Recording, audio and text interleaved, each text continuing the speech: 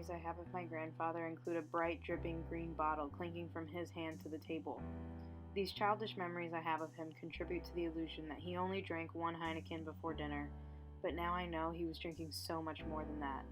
From the age of 19 to his early 70s, my grandfather tossed back daily beers.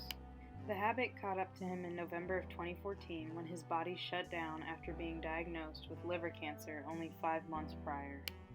I watched from the staircase as my own father, my grandfather's son, crumbled the day after his father died. The man who was once a strapping corrections officer sat at the dinner table, shoveling cereal into his mouth as he cried.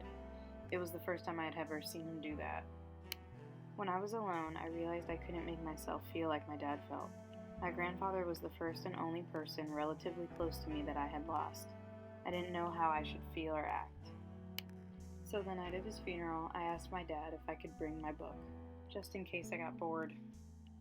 But when I saw him in the open casket, I saw the same man who would greet me first when we pulled up to his house, the same man who sat by the road in a plastic lawn chair, watching the car zip past his poor neighborhood with a bright, dripping green bottle in his hand. I don't remember the book, but I remember the way a deep ache spread across my chest and into my belly as I looked at my grandfather's sunken face. During the rest of the year, I remember how the inside of my ribcage always felt hollow. I remember the way my parents and I never talked about it after that. My parents just never initiated that conversation with me, and they never asked me if I was okay.